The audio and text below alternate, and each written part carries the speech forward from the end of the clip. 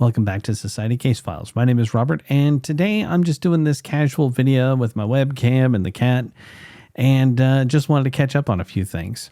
If you like this kind of content and you want to see more, please subscribe to the channel and hit the notification bell. Otherwise, I'm going to dive right in.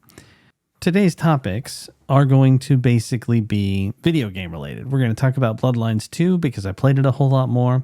I want to talk about Outer Worlds 2 because that's just about to come out. And then I want to talk a little bit about Arc Raiders. So we'll just dive right in.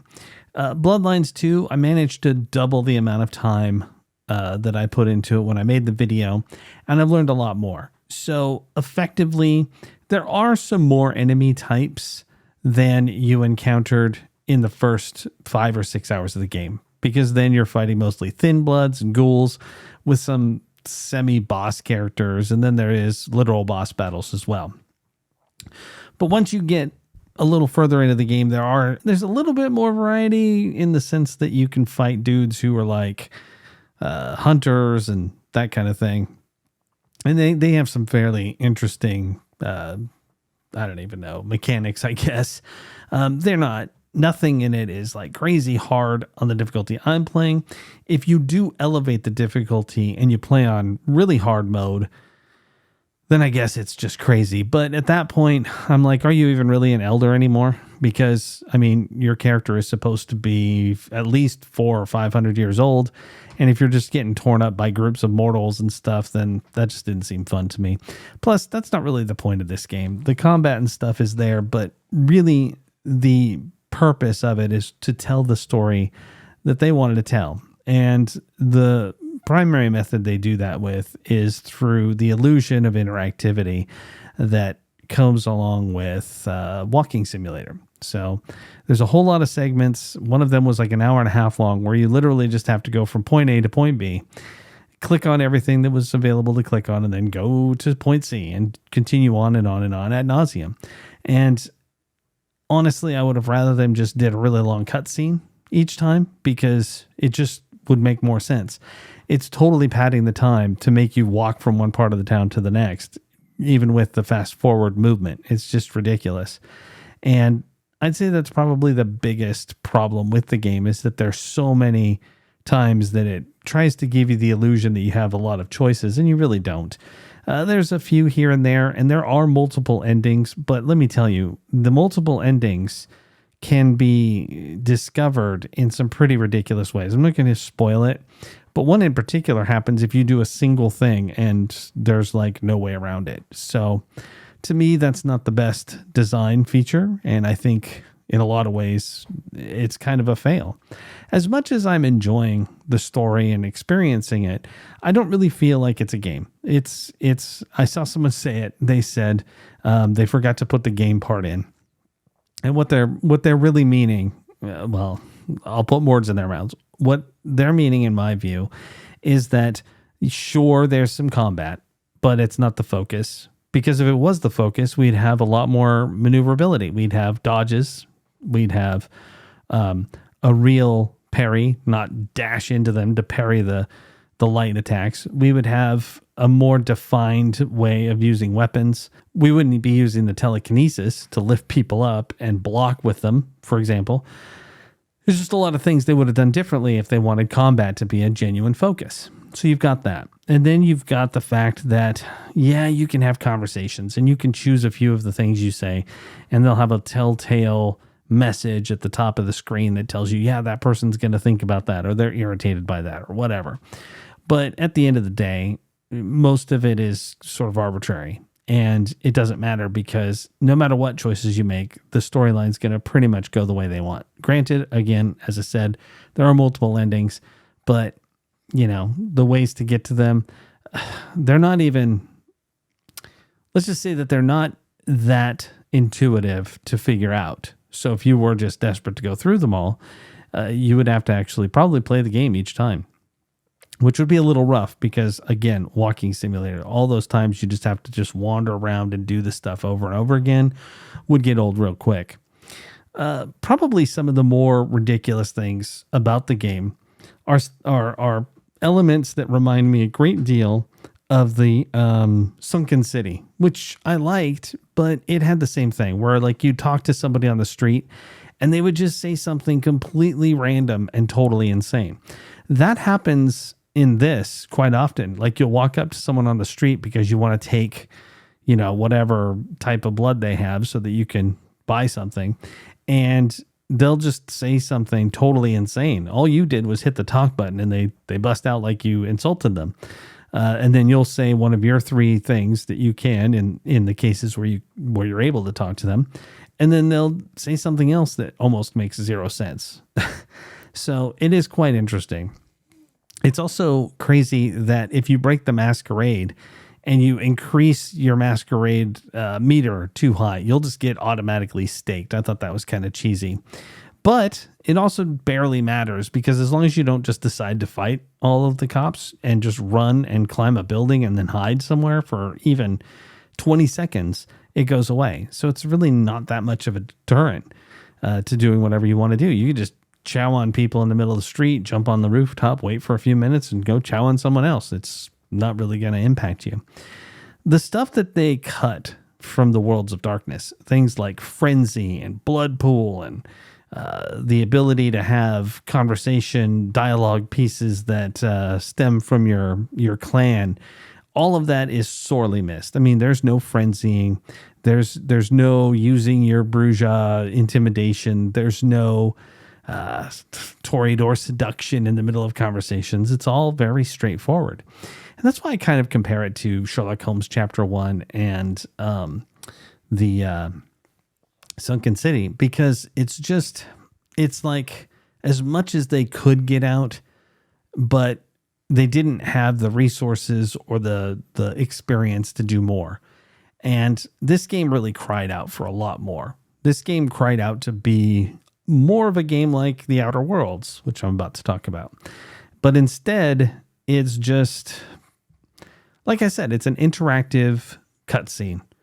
And I think it would have been a lot more fun as a movie, like even a short film that they animated with the features. I don't know. Like I said before, I'm enjoying what I'm doing for the most part. There's some things that are just, they're a little over the top and feel cheap. Specifically, I do have to call out the combat. I think it's pretty ridiculous. It's just, the times that it was fun ended at about 3 hours into the game. And it's like, okay, now it's getting a little old. But also the sense that on the harder difficulties, you would just be getting torn up. This 400 or 500-year-old vampire being torn up by thin bloods. I don't care how many there are.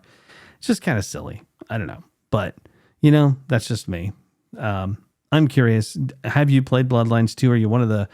Since it's on mixed review, it's 50-50. You might have loved it, you might have hated it, or you might be directly in the middle. And I'd say that I'm pretty much in the middle. I mostly like it, but there's plenty about it that I think it should have probably done better.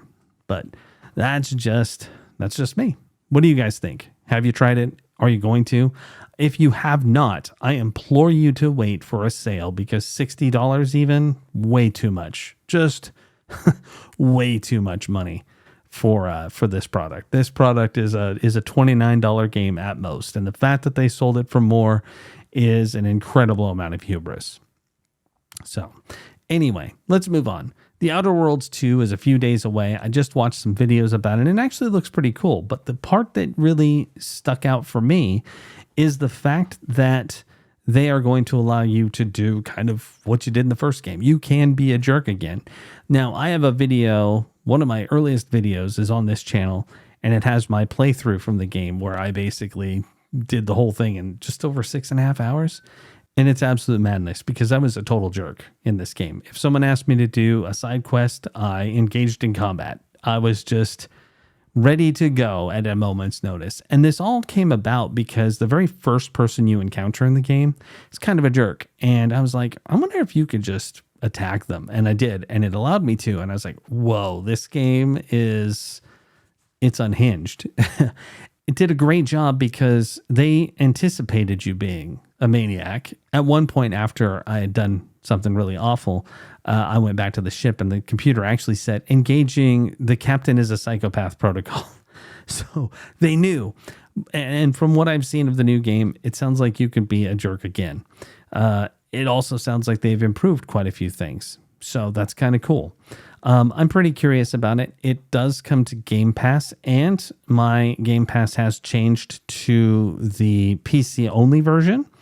So I can say that it will still be on there because I preloaded it today, and I think that's pretty cool.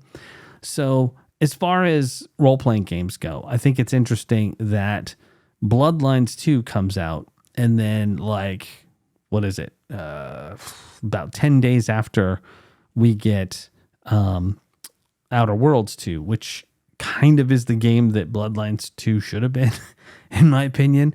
The same role-playing and stuff. This one's got a lot of cool things. You've got disadvantages, you've got advantages, you've got a lot more rich character creation, tons of gear, loot, inventory. Pretty much if it's a negative that it was missing in Bloodlines 2, it's in Outer Worlds 2. So there is that. And in any event, I'm actually kind of excited about it. I'm really glad that it's on Game Pass because, hey, it's included in the price. So if you have Game Pass, I'd recommend at least giving it a shot and having a look. But that's just me. Are you guys excited about Outer Worlds 2? Let me know. Final thing I want to talk about is this Arc Raiders game. It's generated quite a bit of buzz. It's an extraction shooter, third person. It kind of reminds me of like the Division, Dark Zone as a whole game, and that's pretty much all you're doing. I've played a few extraction shooters. I played Tarkov. I've played the Hunt, that one, and I mean I like them for the most part, but Tarkov was a little bit more hardcore than I wanted to get into because that just requires so much time commitment. In fact, I saw a video today where somebody basically said that Arc Raiders is the extraction shooter for employed gamers, whereas Tarkov is for people who have all the time in the world to play. Whether that's a fair assessment or not, I can't say. But based on the videos I've seen of Arc Raiders, it does look pretty cool. I think the graphics are really neat. I'm not entirely sure that I'm down with this game because I'm kind of a Care Bear. And I saw that the time to kill was fairly serious. Like the characters were taking quite a bit of damage in the shots I saw. And not just the robots you got to fight either. The other players can take a decent amount of punishment. Now, obviously, I watched quite a few of them go down after, 7 shots, but still, that's quite a few. So I'm not sure. I don't know whether or not I really want to give it a try or not. I think it looks really neat. And if I can embrace what people have been talking about, the sort of adventure of wandering around, the opportunity to, try and collaborate with players or any of that stuff. I mean, they do make it sound really cool. And the people who love this game really do seem to love it. I know that IGN got lit up for giving it a fairly negative review, or at least a sort of lackluster review, and that was enough. But I don't have enough experience. I didn't play the Server Slam. I can't really review it. I can only say that I'm cautiously interested because, again, I'm kind of a Care Bear when it comes to extraction shooters. I really don't want to get a whole bunch of cool stuff and then end up in the process of trying to leave only to get whacked or, whatever else happens. But if you have played it, if you've got an opinion, I'd love to hear what you think. Are you excited about it? Are you going to be playing it?